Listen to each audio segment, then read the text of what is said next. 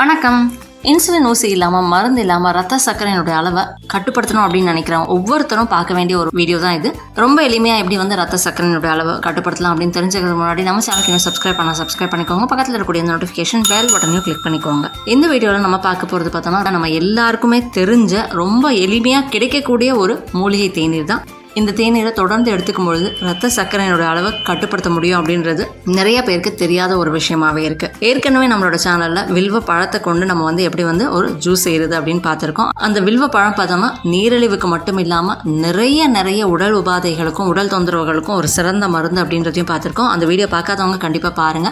அதை விட ரொம்ப எளிமையா ரொம்ப சுலபமா கிடைக்கக்கூடிய வில்வ இலைகளை கொண்டு ஒரு தேநீர் எப்படி தயாரிக்கிறது அப்படின்றத இந்த வீடியோல பார்க்க போறோம். வில்வ பழமாவது நமக்கு வந்து அந்த சீசனில் மட்டும்தான் கிடைக்கும். அது மட்டும் இல்லாமல் கடைகளில் கிடைக்காத ஒரு பழம். ஆனால் வில்வ இலைகள் பொதுவாக எல்லா இடங்கள்லையும், குறிப்பாக சிவன் கோயில் இருக்கக்கூடிய இடங்களில் நமக்கு சாதாரணமாக கிடைக்கக்கூடியதான். கோவிலில் நமக்கு பிரசாதமாகவே வந்து நிறைய இடங்களில் நமக்கு எளிமையாக ரொம்ப இலவசமாக கிடைக்கக்கூடிய ஒரு மூலிகையும் தான் இந்த வில்வ இலைகள். இலவசமாக கிடைக்கக்கூடியது அப்படின்றதுனாலே நிறைய பேருக்கு இதனுடைய அருமை தெரியலையா அப்படின்றது தெரியல.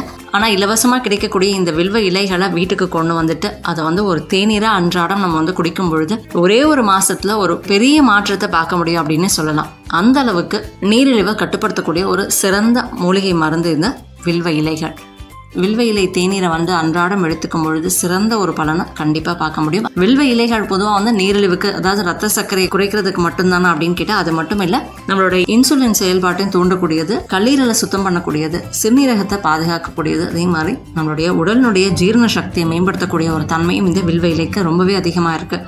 அதனால தான் நம்மளுடைய முன்னோர்கள் வில்வ இலைகளுடைய பயன்களையும் அதனுடைய மருத்துவ குணங்களையும் தெரிஞ்சு கடவுளுக்கு பூஜிக்கக்கூடிய ஒரு விஷயமாகவும் கொண்டு வந்து வச்சாங்க. ஒவ்வொரு நாளும் நம்ம வந்து சிவன் கோயிலுக்கு போகும்போது அது பிரசாதமா நம்ம வந்து வாங்கிட்டு வரக்கூடிய ஒரு பழக்கத்தையும் கொண்டு வந்தாங்க. இப்போ நம்ம இந்த வில்வ இலை கஷாயம் அப்படின்லாம் தேநீர் எப்படி பண்ணலாம் அப்படின்றத நம்ம பார்க்கலாம். இதுக்கு வந்து ஒரு 5-6 வில்வ இலைகளை நம்ம எடுத்துக்கலாம்.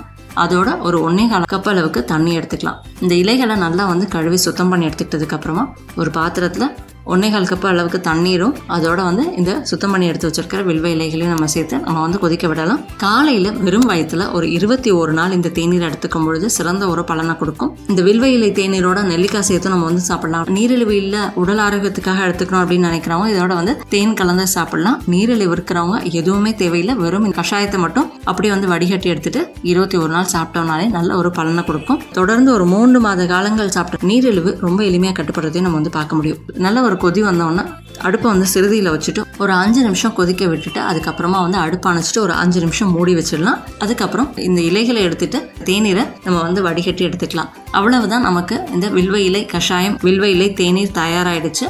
ரொம்ப நிறைய பேர் இந்த வில்வ இலை தேநீர்னால பயனடைஞ்சிருக்காங்க அப்படின்னு கூட சொல்லலாம். கண்டிப்பாக ட்ரை பண்ணி பாருங்க. ட்ரை பண்ணிட்டு எப்படி இருந்துச்சு அப்படின்றதையும் சொல்லுங்க. இந்த வீடியோ பயனுள்ளதாக இருந்ததுன்னா லைக் பண்ணுங்க, மற்றவங்க ஷேர் பண்ணுங்க. நம்ம சேனலுக்கு சப்ஸ்கிரைப் பண்ணிக்கோங்க. பக்கத்தில் இருக்கக்கூடிய நோட்டிஃபிகேஷன் பெல் பட்டனை கிளிக் பண்ணிக்கோங்க. என் ஆரோக்கியம், என் குடும்பத்தின் ஆரோக்கியம், என் சமூகத்தின் ஆரோக்கியத்திற்கான பயணம் இது. கைகோர்ப்போம், ஆரோக்கியத்திற்கு விதையாவோம். நன்றி.